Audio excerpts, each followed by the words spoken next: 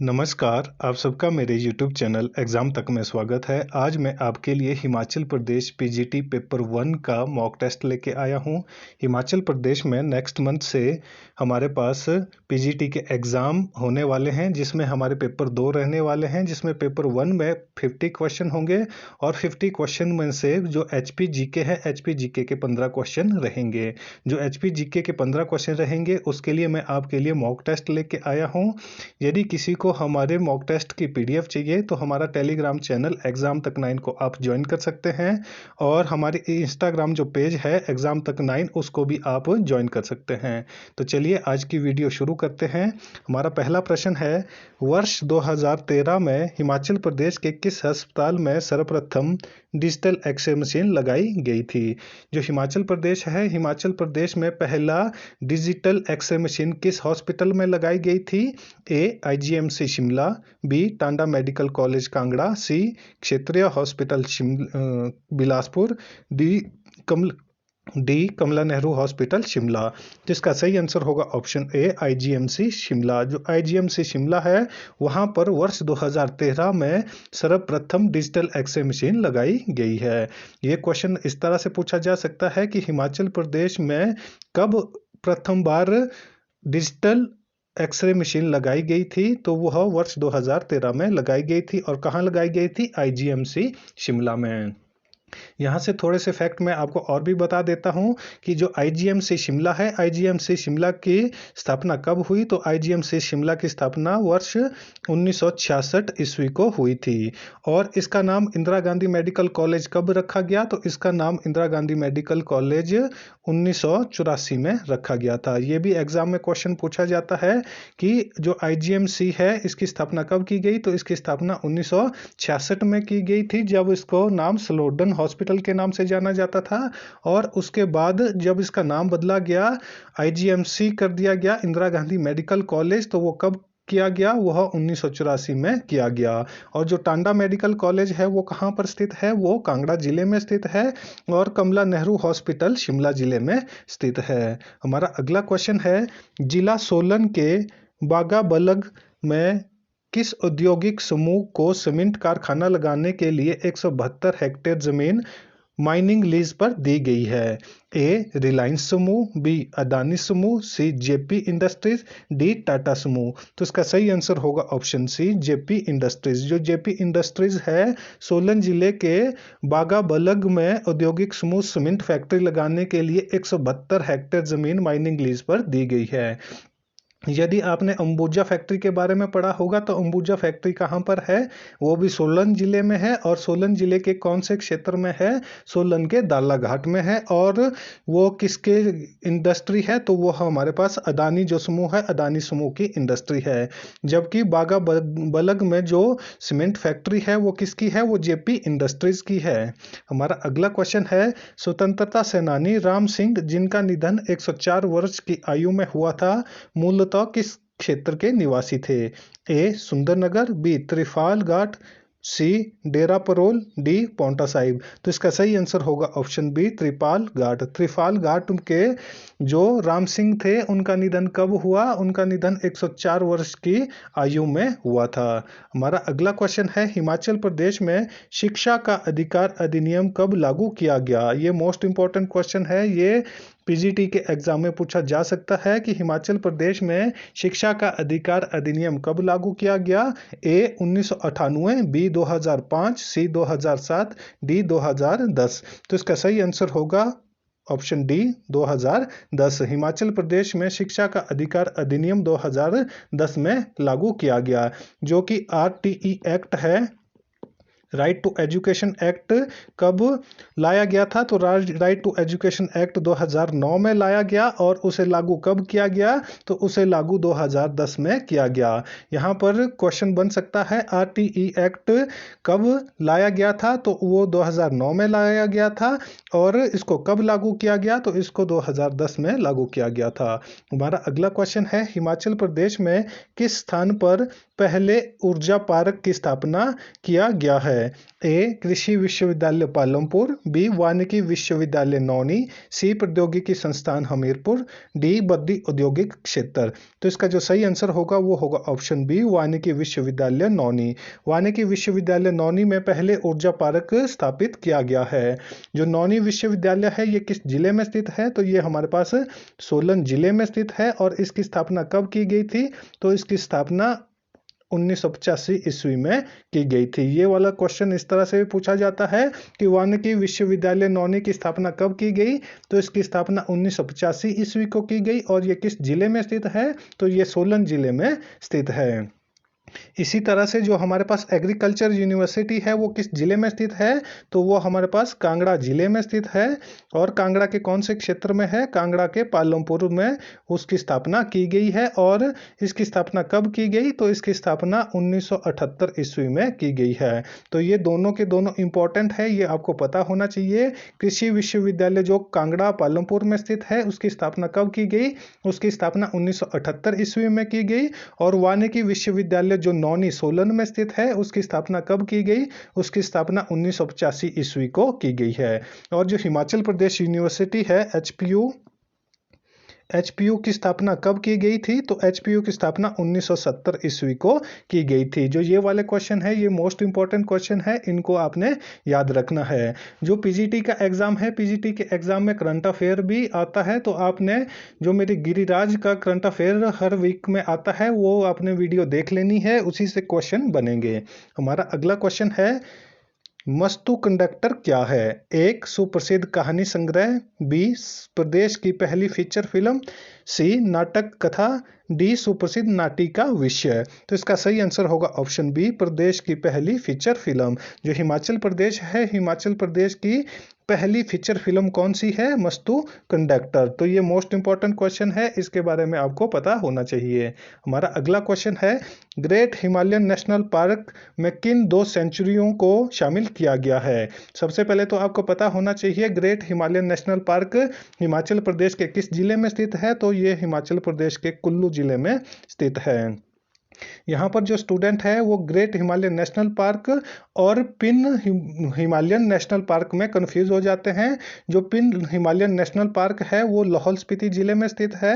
और जो हमारे पास ग्रेट हिमालयन नेशनल पार्क है ये हमारे पास कुल्लू जिले में स्थित है। तो यहाँ पर हमारे पास जो क्वेश्चन पूछा गया है वो पूछा गया है ग्रेट हिमालयन नेशनल पार्क में किन 2 सेंचुरियों को भी शामिल किया गया है? ए सेंज व तीर्थन, बी चाल व द्राट घाटी, सी टालरा व सेंज, डी नागरू व शिकारी देवी। तो इसका जो सही आंसर होगा वो होगा ऑप्शन ए सेंज और तीर्थन। सेंज और तीर्थन जो 2 सेंचुरियां हैं उनको ग्रेट हिमालयन नेशनल पार्क में शामिल किया गया है। जैसे यहाँ पर नागरू व शिकारी देवी जो नेशनल पार्क है वो किस जिले में स्थित है? तो ये हमारे पास मंडी जिले में स्थित है। तो ये आपको पता होना चाहिए, ये भी क्वेश्चन बन सकता है। यदि आपको इन चीजों के बारे में पता होगा तो आप एलिमिनेशन मेथड से भी क्वेश्चन को कर सकते हैं। जैसे नागरू व शिकारी देवी कहां पर स्थित है? तो ये मंडी में स्थित है। चाल और द्रार घाटी कहां पर है? ये हमारे पास सोलन जिले में स्थित है। तो यहाँ पर जो सेंज और तीर्थन घाटी है और सेंज व तीर्थन सेंचुरी है, वाइल्ड लाइफ सेंचुरी है, ये किस जिले में स्थित है? तो ये कुल्लू जिले में स्थित है। इनको ग्रेट हिमालयन नेशनल पार्क में शामिल किया गया है। यदि आपको पता होगा कि ग्रेट हिमालयन नेशनल पार्क कहाँ पर स्थित है तो इस तरह से आप एलिमिनेशन मेथड के थ्रू क्वेश्चन को कर सकते हैं। हमारा अगला क्वेश्चन है वर्ष 2013 में हिमाचल की महिला टीम ने किस प्रतियोगिता में प्रथम बार स्वर्ण पदक जीता था? ए वॉलीबॉल, बी कबड्डी, सी बास्केटबॉल, डी खो खो। तो जो इसका सही आंसर होगा वो होगा option A volleyball.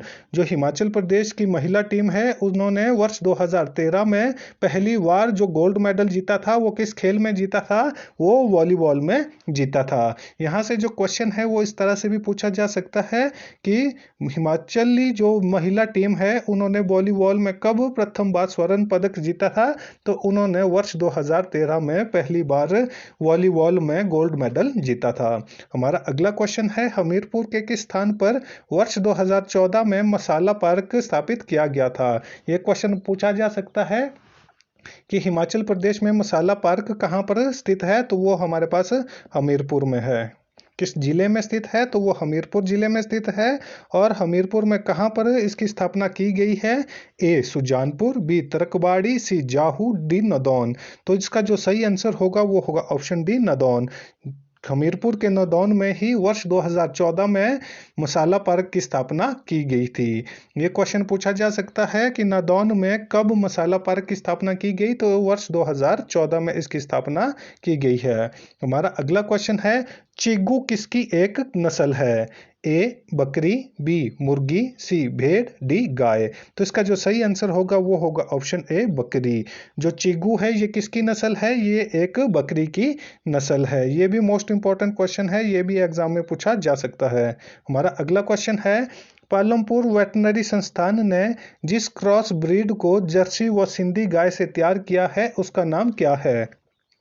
A Shankar, B super Sindhi, C Khajoli, D इनमें से कोई नहीं। तो इसका जो सही आंसर होगा वो होगा ऑप्शन ए शंकर। जो पालमपुर वेटनरी संस्थान है उन्होंने क्रॉस ब्रीडिंग कराई है किसकी? जर्सी व गाय, जो सिंधी गाय है उनको जो मिलकर जो उन्होंने जो क्रॉस ब्रीडिंग करके उन्होंने तैयार किया है उसका नाम क्या रखा है?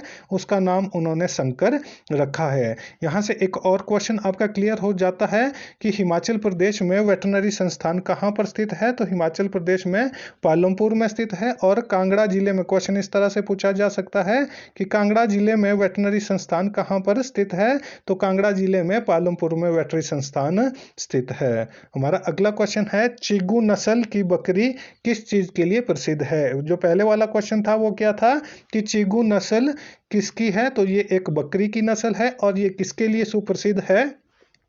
ए मांस, बी सुंदर सिंह, सी पश्मीना, डी इनमें से कोई नहीं। तो जो इसका सही आंसर होगा वो होगा ऑप्शन सी पश्मीना। जो चीगू नस्ल की बकरी होती है उसको क्यों पाला जाता है? उसको उसकी ऊन के लिए पाला जाता है जिससे पश्मीना भी कहते हैं। और आपने सुना होगा कि पश्मीना के जो है वो शॉल भी बनाए जाते हैं। तो जो चीगू नस्ल की बकरी है उसको क्यों पाला जाता है? वो किस चीज के लिए प्रसिद्ध है? वो अपनी ऊन के लिए प्रसिद्ध है जिसको क्या कहा जाता है? जिसको पश्मीना कहा जाता है। हमारा अगला क्वेश्चन है, 12-20 क्षेत्र किस जिले में स्थित है? ए शिमला, बी चंबा, सी किन्नौर, डी सिरमौर। तो इसका जो सही आंसर होगा वो होगा ऑप्शन ए शिमला। जो 12-20 क्षेत्र है वो किस जिले में स्थित है? तो ये शिमला जिले में स्थित है। और शिमला जिले के कौन से उपमंडल में है? तो ये रामपुर उपमंडल में है। कौन से उपमंडल में है? रामपुर उपमंडल में ये स्थित है। ये भी क्वेश्चन इस तरह के भी क्वेश्चन पूछे जाते हैं कि 12-20 क्षेत्र किस जिले में स्थित है? तो ये शिमला में स्थित है।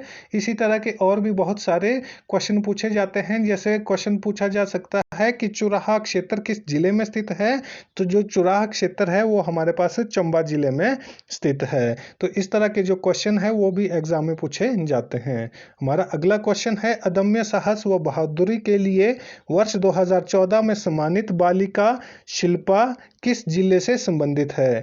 ए शिमला, बी बिलासपुर, सी सोलन, डी कांगड़ा। तो जो इसका सही आंसर होगा वो होगा ऑप्शन बी बिलासपुर। जो बिलासपुर जिले की शिल्पा है उनको अदम्य साहस व बहादुरी के लिए वर्ष 2014 में शिल्प बहादुरी के लिए सम्मानित किया गया था।